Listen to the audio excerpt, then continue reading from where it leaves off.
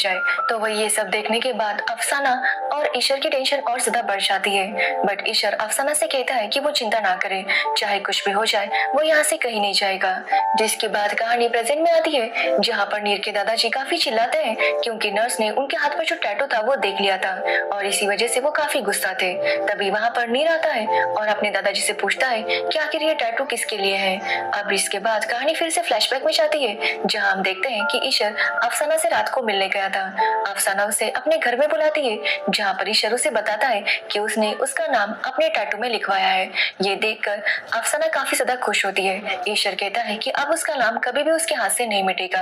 कि तभी वहाँ पर अफसाना के घर वाले आ जाते हैं और यहाँ पर वो अफसाना को काफी डांटने लगते हैं। बट अफसाना उन्हें बता देती है कि वो ईशर को पसंद करती है और वो दोनों ही एक साथ रहना चाहते हैं। बट वो जानते हैं कि हालात अभी ठीक नहीं है और इसी वजह से वो यहाँ पर मिल रहे थे। अब ये सुनने के बाद उसके घर वाले काफी गुस्सा करने लगते हैं, जिसके बाद अफसाना और ईशर वहाँ से भाग निकलते हैं और एक जगह पर आते हैं, जहाँ पर ईशर अफसाना से कहता है कि अब वो उसकी लाइफ में हमेशा के लिए है और इसी वजह से वो चिंता ना करे, वो हमेशा उसके साथ रहेगा। जो सुनकर अफसाना काफी खुश होती है, जिसके बाद वो ईशर से कहती है कि अब वो यहाँ से चला जाए। जिसके बाद ईशर भी उसे बाय बोलकर वहाँ से चला जाता है। जिसके बाद कहानी प्रेजेंट में आती है, जहाँ हम नीर को देखते हैं जो कि उन लोगों को कांटेक्ट कर रहा था जो कि पार्टीशन से पहले इंडिया में थे बट अब वो पाकिस्तान चले गए थे। अब यहाँ पर नीर उनसे कुछ फोटोग्राफ्स मांगने लगता है ताकि वो अपने दादाजी को दिखा सके। जिसके बाद जब वो फोटोग्राफ्स दिखा रहा था तो उसके दादाजी एक लड़की को देखते हैं और उनकी तबीयत खराब हो जाती है।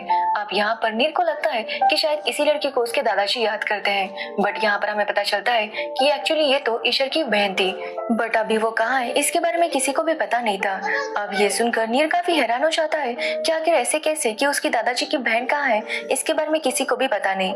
जिसके बाद वो अपने दादाजी के छोटे भाई को बुलाता है और उनसे पूछने लगता है। तभी वहाँ पर नीर के पापा भी आते हैं, जिसे देखकर नीर के दादाजी काफी गुस्सा करने लगते हैं और कहते हैं कि उन्होंने उनसे भी कहा था कि वो शादी ना करे क्योंकि उनके परिवार पर श्राप है कि यहाँ पर कोई भी औरत जिंदा नहीं रहेगी क्योंकि वो अपनी औरतों को बचा नहीं सके। अब ये सुनने के बाद नीर समझ नहीं पा रहा था कि आखिर उसके दादाजी ऐसा क्यों कह रहे थे।